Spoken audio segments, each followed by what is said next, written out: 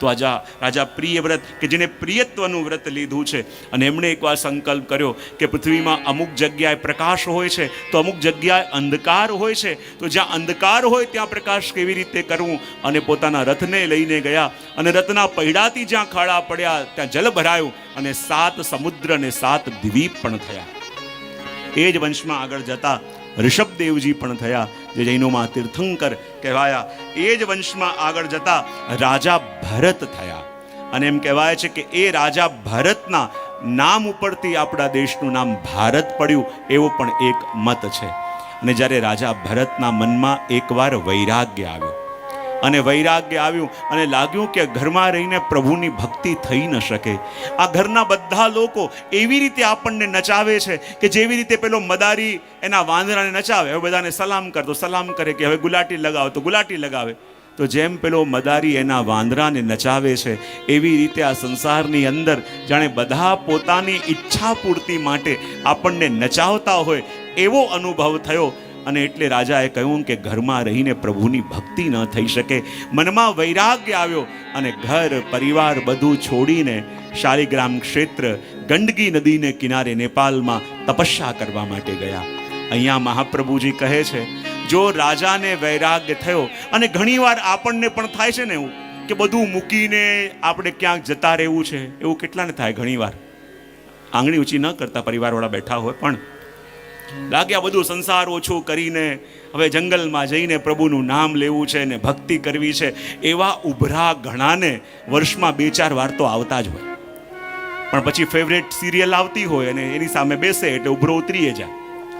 તો એવા ઉભરા આપણી સામે આવતા હોય કે ઘરમાં રહીને ભક્તિ ન થાય, ઘરમાં રહીને કંઈ ન કરી શકાય. આ તો વનમાં જઈને, એકાંતમાં જઈને, કોઈ તીર્થમાં જઈને ત્યાં રહીને પ્રભુની ભક્તિ કરીએ તો પ્રભુને પામી શકાય. અને હું તમને એમ કહું કે જે ઘરમાં તમે રહો છો ત્યાં બધી પ્રકારની સગવડ છે, બધી પ્રકારની કમ્ફર્ટ છે, દરેક પ્રકારના સુખ સાહેબી છે, અને દરેક પ્રકારની અનુકૂળ વ્યવસ્થામાં રહીને તમે જો પ્રભુની ભક્તિ ન કરી શકો તો એવી જગ્યાએ કે જ્યાં કોઈ વ્યવસ્થા ન હોય તમે ક્યાંથી ભક્તિ કરવાના છો. જેને ઘરમાં વૃંદાવન મળતું નથી એ વૃંદાવનમાં જઈને પણ ફાંફા મારે છે. અને જ્યાં જે વસ્તુ જ્યાં રહી રહ્યા છીએ ત્યાંનો અનુભવ કરીએ તો આપણને ખબર પડે કે શું પામવાનું. અને ઘર બાર પરિવાર બધું મૂકીને રાજા ભરત આવ્યા વનમાં, અને રોજ આંખો બંધ કરી પ્રભુનું ધ્યાન કરતા, જપ કરતા, અને એટલો આનંદ આવતો, લાગતું કે સારું થયું આ ઘર બાર પરિવાર છોડીને હું અહીંયા આવ્યો, અને ખૂબ આનંદ આવતો હતો. પણ એકવાર થયું એવું કે જ્યારે આંખો બંધ કરીને પ્રભુની ભક્તિ કરતા હતા, બાજુમાં ઘણા બધા હરણ ઘાસ ખાતા હતા, અને ત્યાં જ કહેવાય છે કે એક સિંહે ગર્જના કરી, અને જ્યાં વાઘે ગર્જના કરી અને હરણો ભયભીત થઈને ભાગ્યા. અને જ્યાં ભરત બેઠા હતા બરાબર પાછળ જ એક પાણીનો નાનકડો નાલો હતો, અને એ હરણોમાંની એક હરણી માદા ગર્ભવતી હતી. પૂરા દિવસો હતા, અને વાઘની ત્રાણથી ડરીને જ્યારે ભાગવા લાગી અને પોતાના પ્રાણ બચાવવા માટે પેલા જલના નાલાને કૂદીને પાર કરવાનો પ્રયત્ન કર્યો, સામે જઈને પડી, પણ એના બાળકનો શ્રાવ થઈ ગયું, અને નાનકડું શ્રાવક જલમાં પડી અને પાણીમાં વહેવા લાગ્યું. અને મરતા મરતા પેલી હરણી ભરતને એવી રીતે જુએ છે જાણે કહેતી હોય કે મારા બાળકની રક્ષા કરો. અને ભરતથી ન જોવાયું, ભાગતા ભાગતા ગયા અને પાણીમાં તરાતા એ મૃગના બાળકને લઈને આવી ગયા. ત્યાં પેલી હરણી તડપી તડપીને મરી ગઈ, અને ભરતને લાગ્યું કે આ હરણનું બાળક બહુ નાનું છે, જો એમને મૂકી દઈશ તો કોઈ પ્રાણી એને ખાઈ જશે. બોલે શું કરું? બોલે જ્યાં સુધી મોટું ન થાય હું મારી કુટિયામાં લઈ જાઉં. અને જ્યાં પોતાની કુટિયામાં લઈ ગયા, જો આ માણસનો સ્વભાવ કેવો છે, એને એવું લાગે ને કે ઘર છોડવાથી સંસાર છૂટી જશે, પણ મહાપ્રભુજી કહે છે કે સંસાર આપણા ઘરમાં નહીં, આપણા મનમાં છે.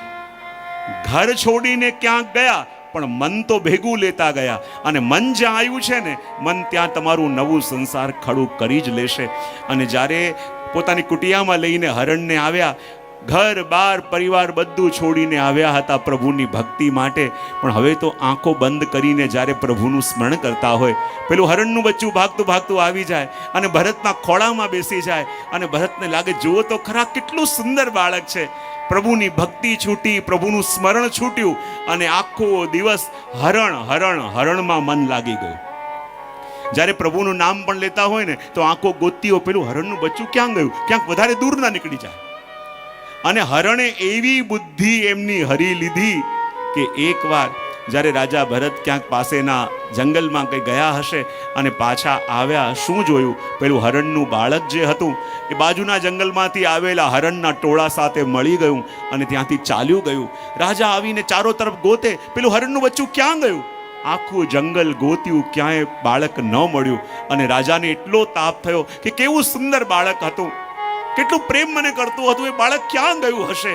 અને હવે તો પ્રભુની ભક્તિ છૂટી, પ્રભુનું ભજન છૂટ્યું અને હરણનું એટલું ચિંતન થવા લાગ્યું. એ જ વખતે રાજાનો કાળ આવ્યો અને જ્યારે કાળ લઈને ગયા તો ગીતાકાર કહે છે, અંત સમયમાં જ્યાં મતિ હોય ત્યાં જ આપણી ગતિ થાય. અને હરણનું ચિંતન કરતા કરતા ગયા અને રાજા ભરત કહેવાય બીજા જન્મમાં હરણ થઈને આવ્યા. હું ઘણીવાર વિનોદમાં કહું ને કે હરણે કોઈ યુગમાં માણસને શાંતિથી રહેવા દીધા નથી. જો આ સતયુગમાં રાજા ભરત ઘર બાર પરિવાર બધું છોડીને જંગલમાં ગયા, પણ હરણ મળ્યું અને એમાં આસક્તિ થઈ અને હરણ થઈને આવવું પડ્યું. ત્રેતા યુગમાં સીતાજીએ કહ્યું કે પેલું સોનાનું હરણ જોઈએ છે અને જ્યાં ભગવાન રામ હરણની પાછળ ગયા અને એમાં સીતાજીનું હરણ થયું. દ્વાપર યુગમાં જ્યારે ભગવાન દ્વારિકાધીશ બિરાજતા હતા અને એમના ચરણને જરા નામના શિકારીને એમ લાગ્યું કે હરણ છે અને હરણ સમજીને તીર માર્યું.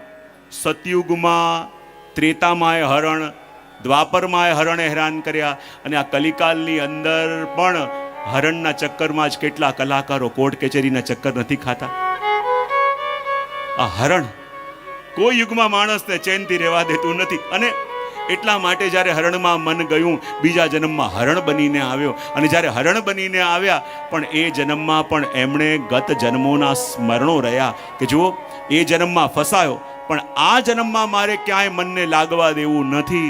અને એ બીજો જન્મ એમનો ફરી મનુષ્યનો મળ્યો અને એ ત્રીજા જન્મમાં પણ નામ એમનું ભરત પડ્યું. અને વિચાર કર્યો કે આ જન્મમાં સંસારમાં માણસ ફસાય છે કેવી રીતે? યા તો બોલીને યા જોઈને. પણ એમણે કહ્યું કે નથી કોઈને જોવા કે નથી કોઈને બોલવું, ચૂપચાપ આખો દિવસ બેઠા રહેતા અને બિલકુલ જડની જેમ બેઠા રહેતા. એમ કરતા કરતા નામ તો ભરત હતું પણ લોકો એમને જડ ભરત કહેવા લાગ્યા. જ્યાં સુધી માતા પિતા હતા ભાઈઓએ રાખ્યા અને માતા પિતા ન રહ્યા, કહ્યું કે આ કંઈ કામનો નથી, નીકળ અહીંયાથી. ઘરમાંથી એમને કાઢી દીધા. ચાલતા ચાલતા જડભરતજી જતા હતા, કેટલાક વનવાસી લોકો એમને લઈ ગયા, બલિ આપવાનો પ્રયત્ન કર્યો. સ્વયં ભદ્રકાળીએ પ્રગટ થઈને એમની રક્ષા કરી. અને ચાલતા ચાલતા ભરત જઈને એક જંગલમાં એક ઝાડ નીચે જઈને બેઠા. અને બરાબર એ જ વખતે સિંધુ સૌવીર દેશનો રાજા રહુગણ જ્ઞાન પ્રાપ્તિ માટે કપિલ મુનિના આશ્રમમાં જતા હતા. અને જ્યારે એમની સવારી, એમની પાલખી જતી હતી અને બહુ ગરમી પણ હતી અને બધા થાક્યા હતા, જલ પીવું હતું, તો એ ડોલી લઈને જતા હતા, પાલખી લઈને જતા હતા. એમણે વિનંતી કરી કે રાજન, થોડી વાર પાલખી મૂકીને જલપાન કરી લઈએ તો અમને સુગમતા રહેશે. રહુગણે કહ્યું ઠીક છે, પાલખી ઉતારો. પાલખી નીચે ઉતારી, બધા લોકો જલ પીવા ગયા. પણ જે ચોથો પાલખી ઉચકવા વાળો હતો એને લાગ્યું કે જો હવે પાલખી ઉચકીશ તો મને ઉચકવા માટે 4 ખભા જોશે, એવો થાક્યો છું. ચૂપચાપ મૂકીને ત્યાંથી ભાગ્યો. અને જ્યાં રાજા રહુગણે કહ્યું બધાએ જલ પી લીધું હોય તો આપણે આગળ જઈએ, કપિલ મુનિના આશ્રમ સુધી જવાનું છે. પણ જ્યાં પાલકી ઉચકવા ગયા શું જોયું? 3 જણ તો છે પણ ચોથો ગાયબ છે. એટલે ચોથો પાલકી ઉચકવા વાળો ન હોય તો પાલકી આગળ કેવી રીતે વધે? તો કહે કે વનમાં જાઓ અને જે પણ મળે એને પકડીને લઈ આવો. ચાલતા ચાલતા બધા ગોતતા ગોતતા ગયા તો વનની અંદર ઝાડ નીચે જે જડભરતજી બેઠા હતા, હૃષ્ટપુષ્ટ દેહ હતો. બોલે આમને પકડીને લઈ જઈએ. એમને પકડીને લઈ આવ્યા અને પાલકી ઉચકવા માટે સૌથી આગળ ઊભા રાખ્યા. અને આગળ ઊભા રાખ્યા અને જ્યાં પાલકી ધીમે ધીમે ચાલવા લાગી, 3 છે સંસારી અને 1 છે યોગી. અને જ્યાં જડભરતજી ચાલે છે એમની દ્રષ્ટિ નીચે છે ને જ્યાં જુએ કે નીચે કીડા મકોડા છે, બોલે જો પગ પડ્યો તો આ મરશે અને મારે કર્મના બંધન ભોગવવા પડશે અને ફરી આવવું પડશે. તો જ્યાં કીડા મકોડા જુએ એ શું કરે? કૂદકો મારે. અને જ્યાં કૂદકો મારે તો પાલકી ઉછળે, અને જ્યાં પાલકી ઉછળે તો અંદર બેસેલા રાજાનું માથું ધડામ કરીને ભટકાય. રાજા કે આ કોણ છે? બધા કે આ ચોથો આવ્યો. એ થોડા આગળ ગયા, ફરી કૂદકો માર્યો, ફરી ઉછળી પાલકી, ફરી રાજાનું માથું ધડામ કરીને ભટકાવ્યું. બોલે કોણ છે? બોલે આ ચોથો આવ્યો. એ 3-4 વાર થયું, ફરી પૂછ્યું કોણ છે? બોલે આ ચોથો આવ્યો. એ રઘુગણ પૂછે આ ચોથો કોણ છે જે મારો ચોથો કરાવીને છોડશે એવું લાગે છે? એટલે જ્યાં જોયું તેવા રુષ્ટપુષ્ટ દેહવાળા જળભરતજીને જોયા તો એ વ્યંગ કરતા કહેવા લાગ્યા કે જુઓ તો આ બહુ દુબળો પાતળો છે, માટે વજન ઉચકી શકતો નહીં હોય. અરે આ તો એકલો વજન ઉચકે છે, માટે તકલીફ પડતી હશે. અને આવા બધા વ્યંગ શબ્દો કહ્યા. ત્યારે જળભરતજી બોલ્યા કે આજ સુધી હું ચૂપ રહ્યો, પણ આજે ચૂપ નહીં રહું. એણે કહું રાજા, દુબલા હો પુષ્ટ હો એ ધર્મ દેહનો છે, હું દેહ નથી, હું આત્મા છું. અને જ્યાં આવા શબ્દો સાંભળ્યા અને રઘુગણ ચોંક્યા કે આ કોઈ સાધારણ મનુષ્ય હોઈ ન શકે. આ જરૂર મારી પરીક્ષા કરવા માટે ક્યાંક ભગવાન કપિલ તો નથી પધાર્યા. પાલકીમાંથી ઉતર્યા, વંદન કરીને પૂછ્યું આપનો પરિચય આપો, આપ કોણ છો? કારણ કે જીવનમાં સંત મળવા દુર્લભ, મળે તો ઓળખવા દુર્લભ, અને ઓળખાય તો એનો લાભ લેવો ઓર દુર્લભ. અહીંયા સંત મળ્યા, રઘુગણ ઓળખી પણ ગયા અને લાભ લેતા પણ આવડ્યો. અને કહે કૃપા કરીને બતાવો આ આપનો મર્મ શું છે? અને કહેવાય જળભરતજીએ કહ્યું કે આજ સુધી હું ક્યારે બોલ્યો નહીં, પણ આજે ચૂપ નહીં રહું. કારણ કે રાજા તમને જોતાની સાથે હું સમજી ગયો હતો. જેવી રીતે હરણનું ચિંતન કરતા કરતા મારે હરણ બનીને આવવું પડ્યું હતું, તો આજે મારી સામે બેસેલો રાજા એ બીજો કોઈ નહીં, આ એ જ હરણ છે જે મારું ચિંતન કરતા કરતા રાજા બનીને આવ્યો છે. ને જો આજે આનું કલ્યાણ ન કર્યું તો આના ઉદ્ધાર માટે મારે ફરી આવવું પડશે. અને ભવાટવીનું વર્ણન સંભળાવી અને એમનો ઉદ્ધાર પણ કર્યો. પંચમ સ્કંદને અહીં જ વિરામ આપી 6થા સ્કંદમાં પ્રવેશ કરીએ. અને 6થો સ્કંદ એટલે પુષ્ટિ લીલા, પોષણ લીલા, અને એનું વર્ણન કરીએ. બોલીએ કૃષ્ણ કનૈયા લાલ કી જય, શ્રી ભાગવત ભગવાન કી જય. પંચમ સ્કંદના અંતમાં અનેક પ્રકારના નરકોનું વર્ણન આવે છે કે નાના નાના અપરાધ પણ વ્યક્તિ કરે તો એને કેવા કેવા દંડ ભોગવવા પડે છે. એ સાંભળીને પરીક્ષિત ધ્રુજવા લાગ્યા કે નાના નાના અપરાધોનું પણ એવું દંડ મળે તો મારાથી તો કેટલો મોટો અપરાધ થયો છે, તો હું એમાંથી કેવી રીતે છૂટું? અને કહ્યું કે માણસ જાણતા અજાણતા પાપ તો કરે છે, પાપથી બચવા માટે પાછું પ્રાયશ્ચિત કરે છે, અને પ્રાયશ્ચિત કરવા પછી પાછું એનું એ પાપ કરે છે કે નહીં? કહેવાય જેવી રીતે હાથીનું સ્નાન હોય ને એવા આપણા પ્રાયશ્ચિત હોય છે. હાથી શું કરે? માટીથી કે કાદવથી ખરડાયેલો હોય ને તો સાગરમાં ઉતરે, સરોવરમાં જઈને પોતે સ્નાન કરે, અને જેવો બહાર આવે તો માટી લઈને પાછી ઉપર નાખે. અને આપણે પણ શું કરીએ? જ્યારે કોઈ અપરાધ થાય તો એનું પ્રાયશ્ચિત કરીએ. અને પ્રાયશ્ચિત કરવું કોને કહેવાય? કે હવે પાછું એ અપરાધ જાણતા કે અજાણતા મારાથી નહીં થાય એનો સંકલ્પ કરીએ ને ત્યારે પ્રાયશ્ચિત પરિપૂર્ણ થાય.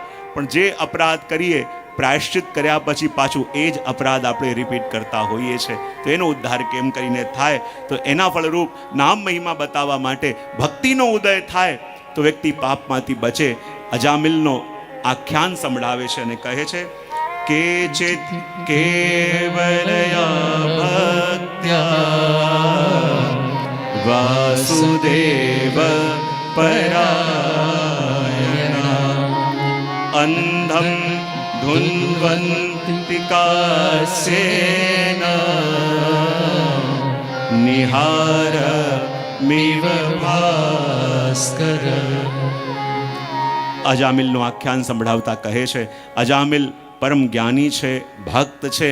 પણ એકવાર થયું એવું કે જ્યારે કોઈક વનમાંથી આવતા હતા અને જોયું કે કોઈ યુવાન કોઈ શુદ્રાણી સ્ત્રી સાથે વિહાર કરી રહ્યો છે, ને જ્યારે આ દૃશ્ય એણે પોતાના મનમાં અંકિત કર્યું, વિચાર કરવા લાગ્યો, આવો વિચાર મારાથી ન થાય, આવો વિચાર મારે ન કરાય.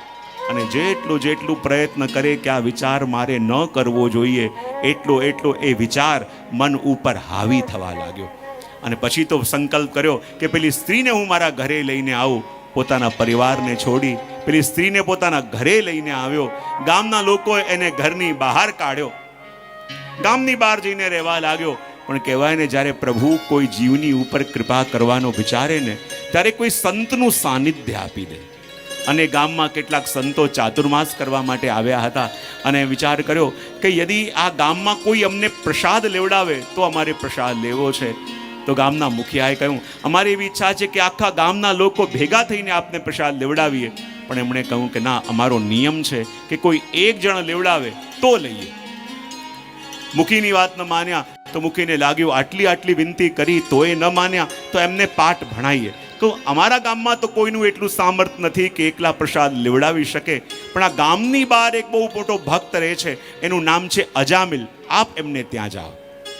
ગામના લોકોને લાગ્યું અમે કહ્યું તો ન લીધું, પણ પેલા પતિતને ઘેર પ્રસાદ લેશે તો પછી અમે પૂછીશું કે અમારામાં શું બુરાઈ હતી. અને સંતો ગયા અજામિલની પાસે, કહ્યું તમે અમને પ્રસાદ લેવડાવશો? અજામિલ કહે કે મારા જેવા પતિતના ઘરમાં સંતો ક્યાંથી? બોલે પોતાની જાતને વહેંચવી પડે ને તોય હું પ્રસાદ લેવડાવીશ. જ્યાં બધાને પ્રસાદ લેવડાયો, સંતોએ પ્રસાદ લીધો, અને પછી ખબર પડી કે આ કોના ઘરનું અન્ન લીધું છે. કહેવા લાગ્યા કે હવે આના ઘરમાં અન્ન લીધું છે તો કંઈ આપ્યા વિના તો જવાશે નહીં. એણે કહ્યું કે તમે અમને ભોજન તો કરાયું છે, પણ દક્ષિણા નહીં આપો? એ કહે તમે જે માંગો તે દક્ષિણા આપું. અને ત્યારે કહ્યું કે દક્ષિણામાં અમને બીજું કાંઈ ના જોઈએ, એક વસ્તુ આપો કે હવે તમારે ત્યાં જે સંતાન થશે એનું નામ નારાયણ રાખજો. અને સંતોના આશીર્વાદ સ્વરૂપે અજામિલને ત્યાં જે પુત્ર થયો એનું નામ નારાયણ રાખવામાં આવ્યું. પણ જ્યારે અજામિલ 88 વર્ષનો થયો અને યમદૂત એને લેવા માટે આવ્યા અને એને દેખાયા અને ભયભીત થયો અને ચીસો પાડવા લાગ્યો, નારાયણ નારાયણ નારાયણ. જે સૌથી નાના પુત્રમાં નારાયણમાં એની આસક્તિ હતી એનું નામ પુકાર્યું. અને જ્યાં યમદૂતો આવ્યા હતા એની પુકાર સાંભળીને દેવદૂતો પણ સામે આવી ગયા અને કહેવા લાગ્યા, ખબરદાર આ જીવનો સ્પર્શ કર્યો છે તો. યમદૂતો કહેવા લાગ્યા, અરે આ પતિત છે. દેવદૂતો કહે કે ના, એણે અંત સમય ભગવાનનું નામ લીધું છે. બોલે તમને ભ્રમ થયો છે, આ ભગવાનનું નામ નથી, આ તો એના પુત્રનું નામ લીધું છે. ત્યારે દેવદૂતો કહે કે આ જગતમાં ભગવાનનું નામ જાણતા અજાણતા, જ્ઞાનથી અજ્ઞાનથી, હાસ્યમાં કે ઉપહાસ્યમાં યા સંકેતથી પણ લેવામાં આવે તો ભગવાનનું લીધેલું નામ ક્યારે પણ વ્યર્થ જતું નથી. ભલે આણે પોતાના પુત્રને પુકાર્યા, પણ એ બહાને પણ ભગવાનનું નામ લીધું. અને ભગવાનનું નામ લીધું તો હવે આ અધિકારી તમારા યમલોકનો નહીં, આ તો પ્રભુના ધામનો અધિકારી છે. અને આપણને પણ આશ્ચર્ય થાય કે ભગવત નામ લેવાથી એવો પરિવર્તન, ભગવત નામ લેવાથી એવી ક્રાંતિ થાય. આપણને ખબર નથી હોતી કે જીવનમાં ભગવાનમાં જેટલું સામર્થ્ય છે ને, આપણા આચાર્યો કહે એના કરતાં પણ વધારે સામર્થ્ય ભગવાનના નામમાં છે. ભગવાને જ્યારે અવતાર લીધો અને એટલા જીવોનો ઉદ્ધાર નથી કર્યો જેટલા જીવોનો ઉદ્ધાર એમની અનઅવતાર દશામાં એમનું નામ કરે છે. અને ભગવદ નામ આપણે લઈએ છે ને ત્યારે અંદરથી બદલાવાની શરૂઆત ન થાય એ રહી જ ન શકે. આ ભગવદ નામનો મહિમા છે. હું ઘણીવાર મારા પ્રવચનમાં એક પ્રસંગ કહેતો હોઉં છું કે જ્યારે એક યુવાન ક્યાંક નવા શહેરમાં આવ્યો હશે અને એ જ વખતે એ શહેરની કોઈ રાજકુમારી અને એની સવારી નીકળતી હતી. અને સવારી નીકળતી હતી અને આગળ જે મોટા દાસ દાસીઓ હતા કહેતા હતા કે રાજકુમારીની સવારી નીકળી રહી છે, બધા પોતાનું મસ્તક નીચે ઝુકાવી દો. અને બધાએ પોતાના મસ્તક જે રસ્તામાં ઊભા હતા નીચે ઝુકાવી દીધા. પણ જ્યારે રાજકુમારીની ડોલી નીકળી અને એક યુવાને જરાક ઊંચે કરીને જોયું, ત્યાં જ રાજકુમારીની ડોલીનો પડદો હટ્યો અને રાજકુમારીના મુખ ઉપર આની દૃષ્ટિ પડી. અને એવું અપ્રતિમ સૌંદર્ય કે એના મનમાં થયું કે બસ જીવનમાં હજી એકવાર મારે આ રાજકુમારીનું મુખ જોવું છે. અને એટલી આસક્તિ થઈ ગઈ કે જો હવે જ્યાં સુધી આ મુખ નહીં જોઉં હું અન્ન જલનો ત્યાગ કરી દઈશ. પોતાના ઘરે આવ્યો. એની પત્ની કહે છે કે કાંઈક ખાઈ લો, કાંઈક પી લો. એ કહે છે કે ના, મેં પ્રણ લીધું છે. બોલે શું? કે આજે જ્યારે રસ્તામાં મેં પેલી રાજકુમારીનું મુખ જોયું અને મુખ જોઈને મને એવી આસક્તિ થઈ ગઈ છે કે એ જ વખતે મેં સંકલ્પ કર્યો કે જ્યાં સુધી ફરી એ રાજકુમારીનું મુખ નહીં જોઉં હું અન્ન જલ નહીં લઉં. અને જ્યારે આ સ્ત્રીને ખબર પડી કે એના પતિએ એવો પ્રણ લીધું છે કે રાજકુમારીનું મુખ જોયા વિના આ અન્ન જલ ગ્રહણ નહીં કરે, 2-3 દિવસ થયા, એને ચિંતા થવા લાગી કે આ ભૂકો પ્યાસો મરી જશે તો મારું શું થશે? હું રાજકુમારીને કેમ કરીને મળવા જાઉં? કોઈ ઉપાય ન દેખાયો. ત્યારે એની જે સખી હતી એ રાજકુમારીને જાણતી હતી. એણે કહ્યું કે મારા સૌભાગ્યનો પ્રશ્ન છે, મને એકવાર રાજકુમારી પાસે લઈ જાઓ. એની સખી રાજકુમારી પાસે લઈ ગઈ. કે શું હતું? એણે કહ્યું કે એક જ વિનંતી કરવા આવી છું, મારું સૌભાગ્ય આપના હાથમાં છે, અને જો આપે કૃપા ન કરી તો મારો પતિ કાયમ માટે ચાલ્યો જશે અને હું સૌભાગ્યવતી નહીં રહું. બોલે શું થયું?